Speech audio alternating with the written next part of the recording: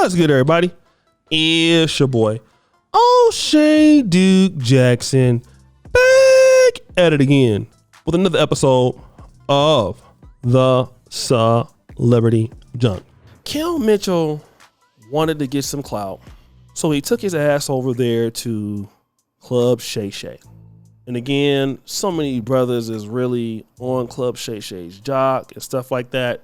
And I told you guys that Club Shay Shay, after that particular video he did with Cat Williams, he was not going to be able to get strong candidates back on the show. Nobody in Hollywood trusts him. So this is the reason why he is dealing in the dust like what he's doing right now. Okay? Club Shay Shay is really dealing in the dust. Kel Mitchell, nobody even knew what the hell he was doing.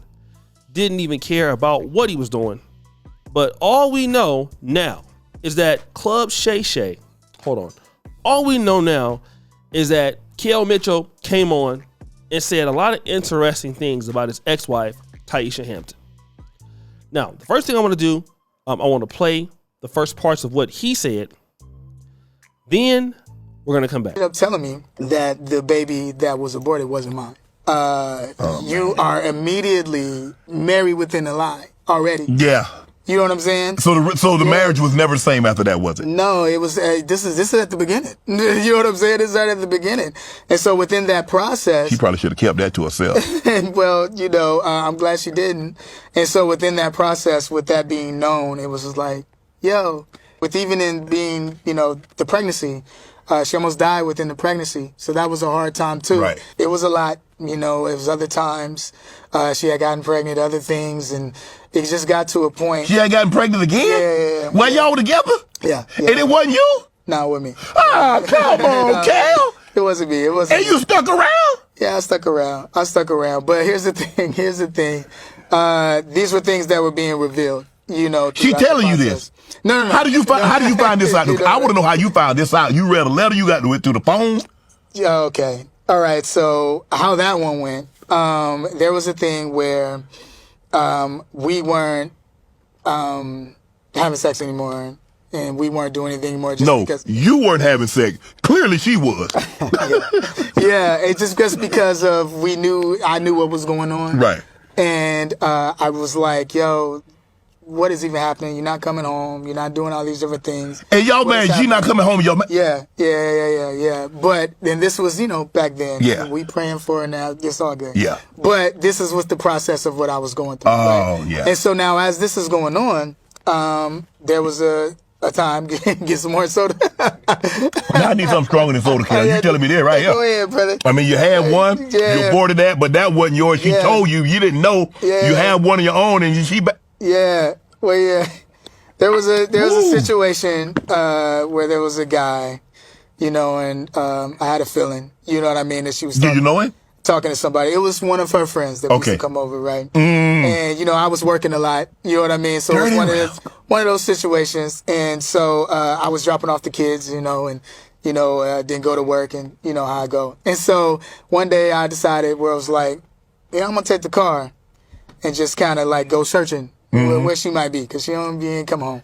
And so I got in the whip, went driving around, saw her whip, looked different, you know, and I saw it, and I said at the hotel, I was like, yo, okay, this is a car at the hotel.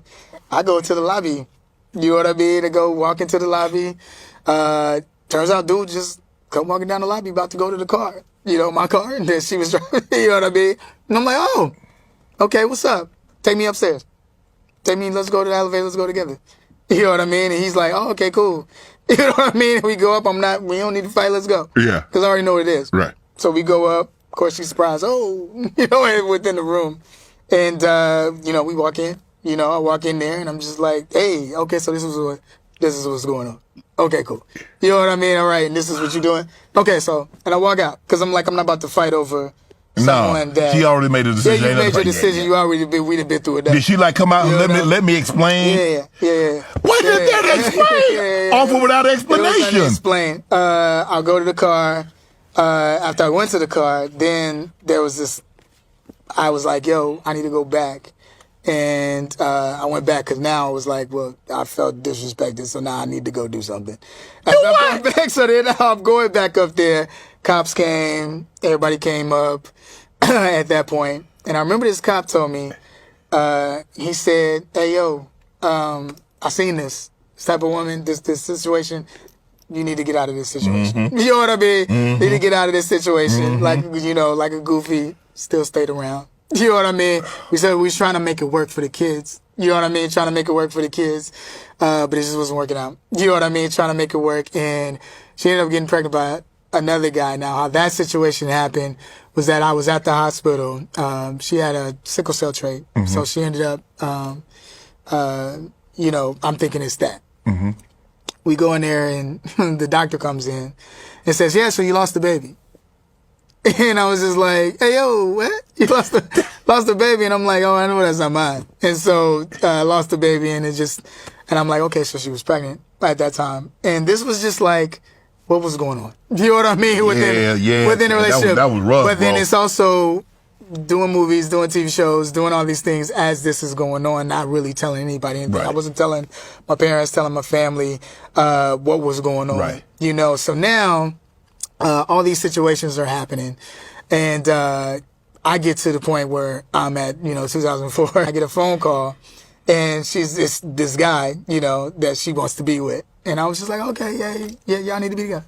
You know what I mean? Like, let's do this. And I just felt like at that point it needs to be a reset button. Just because I looked at my parents and how beautiful their relationship was and how this relationship was not being that at all, and how what I thought marriage would be wasn't that at all.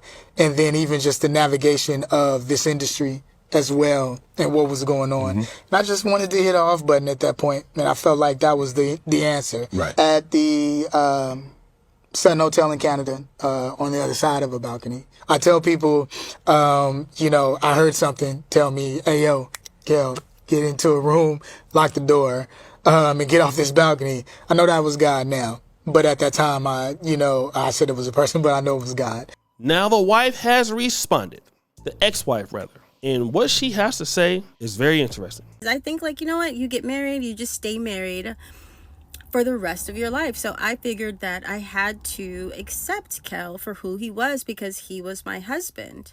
But along the way, I realized that there were just some things that I could not accept. And once I stopped accepting those things that he wanted me to accept, that's when the man got completely psycho and crazy, and this really began the narcissistic nightmare that I'm still I hope people are realizing that this is why this is still trauma, right? Because still, so many years ago, this man is lying about abortions. I mean, just the fact that you're even lying about abortions is crazy. That's really crazy work.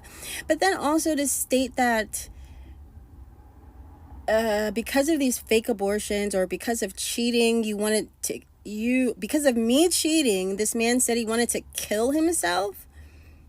I mean, just think about how narcissistic that sounds, right? Another thing is, and I want to clarify this very much. In the interview, Kel is acting like, we did not want our son and it was a secret. It was not a secret. It was never a secret. We wanted our son. He's the one who wanted me to get pregnant with the son. We told everybody. Both of our parents knew as soon as we found out that we were pregnant. And so there was no sneaking around. It was not a shock. Every single person knew, and he made it a point to make everybody know. So that's even crazy to me, because when this was happening, as soon as I found out that I was pregnant, he was so excited, and his parents, everyone was so excited, and we were all excited. So this is so strange to me, this version of events that he somehow now has. Anyway, so Kel's math isn't mathing. He is not talking about me. I am not the one that is pregnant. It's not even physically possible The very first time that I had sex, I was impregnated with my son, who is here, and he's alive and well, and there could not have been an abortion in between any of that, because obviously that's not how it works, right? So we were 18 when our first child was born, so I don't know what he's talking about. And then 19, nobody was born. But that's why I'm saying that, I really do think that sometimes when people have mental issues and they have, well, I don't even know if it's a mental issue, really. I just think that Kel,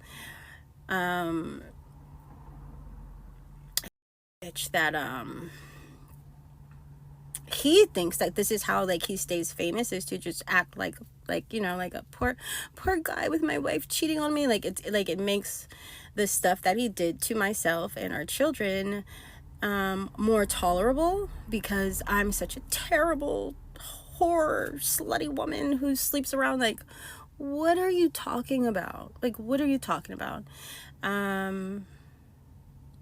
It's really interesting to me, because he lies about stuff that's just ridiculous. Very, very ridiculous.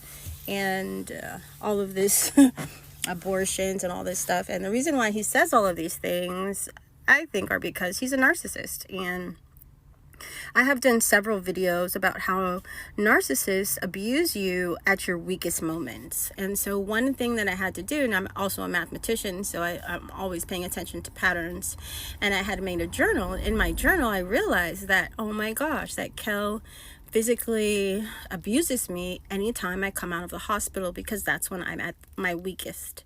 And so I think that what Kel is trying to do, he's trying to recreate the story to make there be a reason other than the fact that I'm really sick and I have a critical disease, and so I'm forced to go to the hospital a lot. And so he doesn't want anybody to feel sorry for me with all the medical records. So instead, he's trying to equate me going to the hospital with abortions, which is, unfortunately what these kinds of narcissists do. And the older that they get, obviously the better that they get, because I'm sure nobody would even think to put those two together. But I always would have to think about what Kel was thinking, because this is just what happens when you're in these kinds of relationships that are abusive, because you're constantly trying to figure out, like, how do they get to these crazy ideas in their head.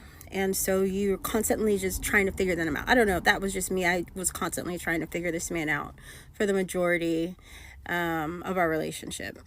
So, well, that's about the abortions. I guess I'll have to do some more videos. Now, I don't know why I feel like she's lying.